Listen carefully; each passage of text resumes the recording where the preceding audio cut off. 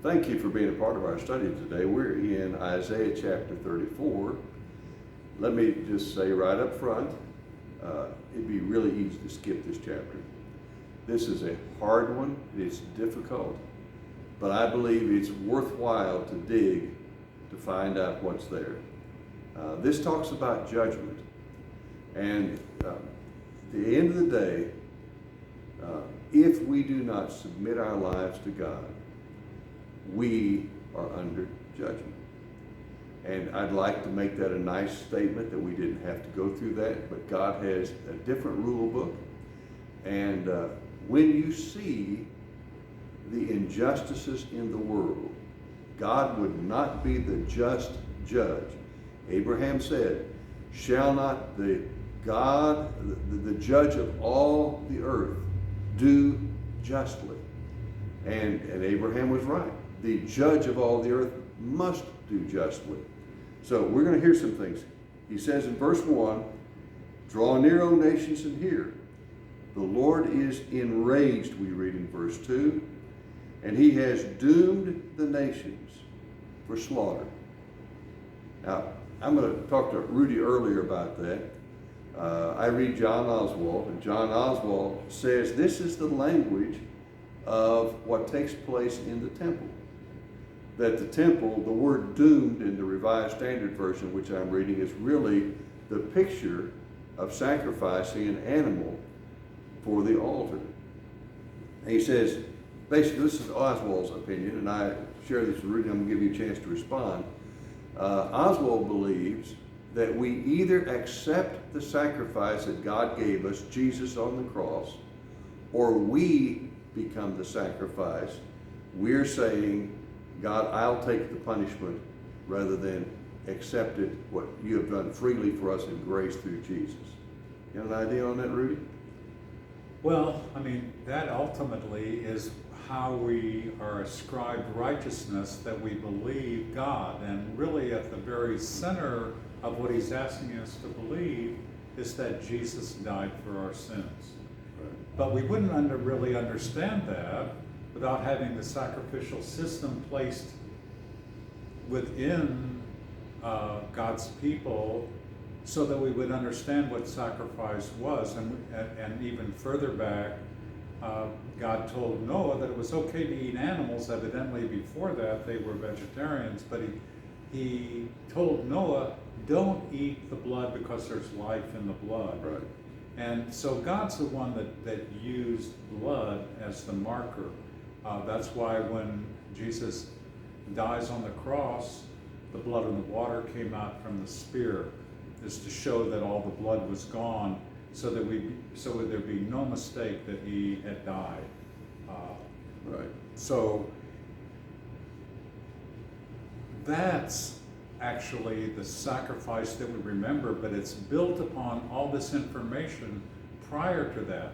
God never does anything without a purpose, and that purpose has a goal for us. Right. And if we are not accepting or we're not believing that sacrifice, then ultimately we're doomed. Right. So let's keep going. All the hosts of heaven shall rot away, the skies roll up like a scroll, the host shall wither like a leaf withering on the vine or fruit on a fig tree. The ancient world worshipped the celestial beings. And Isaiah is saying, God is sovereign. They are not gods in any way. God is going to come and prove to the world, to everyone, that he is the Lord. And then when my sword has drunk its fill in the heavens, that's a strong language. Lo, it will descend upon Edom, upon the people I've doomed to destruction. Now, I think the Edom image here, informed by John Oswald, who I read, is a picture of all the nations who have rebelled against God. And God's saying, again, they're going to be a part of a sacrifice. The Lord will sacrifice a great slaughter in the land of Edom. You want to comment on that? Well, I think Oswald's correct in what he's saying. I think that it might be a touch deeper than that, if I'm able to Jump in there. to say that. One of the phrases in the Bible that always mystified me, and I couldn't imagine Jesus saying this, is that I've always hated Esau. Mm-hmm. And how could the King of the universe always have hated Esau? And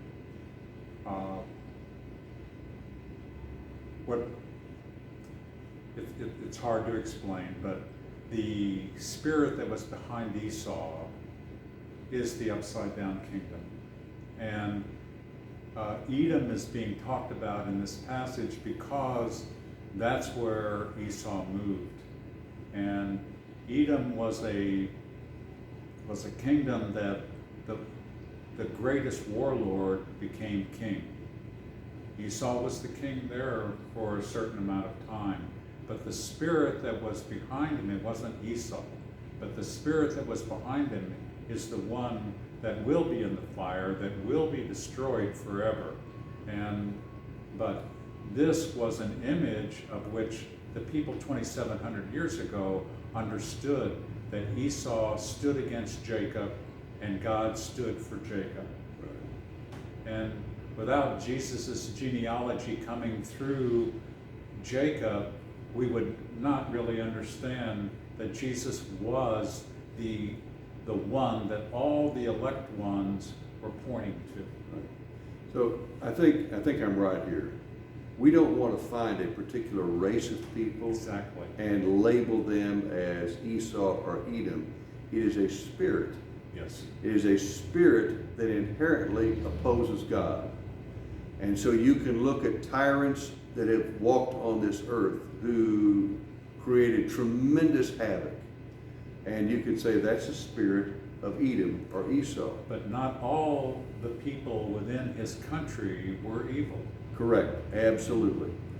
And so we don't want to label a race of people there, but we Exactly. want to look for the spirit.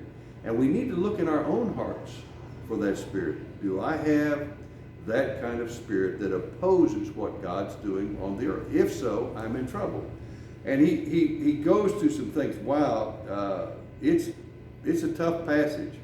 And he talks about he's going to stretch a line of Confucius, verse 11, and plummet chaos, and they shall name it no kingdom there, and its princes shall be nothing. That's strong, strong language. And we've actually glossed over some of the tougher parts of this chapter. Rudy and I were talking, I remember back during the Vietnam War, the nightly news coming on and saying there were light casualties today in Vietnam. Only one person died.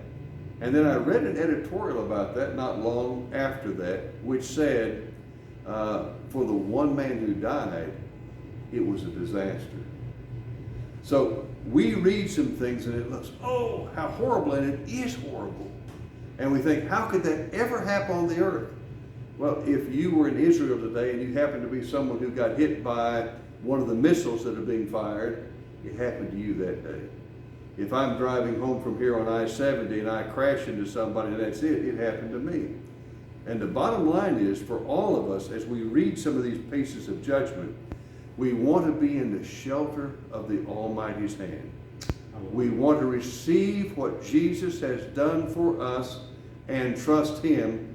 And we don't want to have the characteristics of Esau or Edom, which is warring against God in our spirit. Because we war against Him, He's going to war against us, and we will be on the losing side.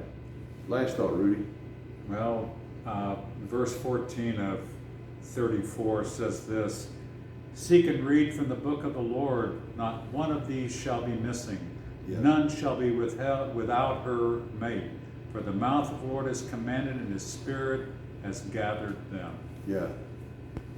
That's kind of where our inheritance is at. Right. God is in charge. And if we're on His side, we're on the winning side. Rudy, thank you so much. It's been fun being with you today. And God bless you. We'll see you tomorrow.